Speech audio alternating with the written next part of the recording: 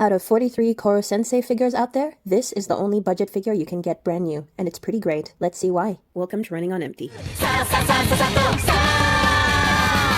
This is the 1/10 scale Super Figure Collection Koro Sensei figure by Abbey Style Studios, which cost about $35 to $38 USD, depending on whether you get it from the Abbey Style USA or Europe website. Like I said in my intro, I filtered through 43 figures to get to this one, and I'll quickly tell you my criteria. Firstly, I wanted a Koro Sensei that was cheerful, as well as his normal yellow color, and true to the design of the anime and manga, meaning he couldn't be a caricature. So that quickly got me from 43 to 7 figures. But 2 of them were never released, so that brought me down to 5 figures. Of these 5, the Koro Sensei 1/6 12 kilogram scale by Cartoon Kingdom was a limited edition resin figure from 2023, which was far too expensive at over $800 and super heavy, so I crossed that one out. Another was a PVC statue by Taka Corp Studio, released in 2021, which was also still pretty expensive at about $162 USD. I also took that one off the list. Now, 2 of them were budget figures released by Bandai in Japan in 2015 and 2016 respectively, but the only way you can get these figures is in the secondhand market. And one of my criteria was that I could get this Koro Sensei brand new right now. So that left me with only 1 figure. Like I said earlier, this is the SFC figure by Abbey Style Studio of Koro Sensei. I'll get the only nitpicky negatives out of the way first, and then we'll move over to the positives, of which there are plenty. Firstly, my Koro Sensei came a little bit scuffed, and the paint strokes aren't that neat on his collar, but I can forgive these things since he is a budget figure. Besides, they're very easy defects for me to ignore when he's displayed. The negatives aside, let's move over to the positives. Firstly, at 20 centimeters tall and a hefty 368 grams, he feels premium for a budget figure because he's got a decent bit of weight on him. The character face and body sculpt is also an A+,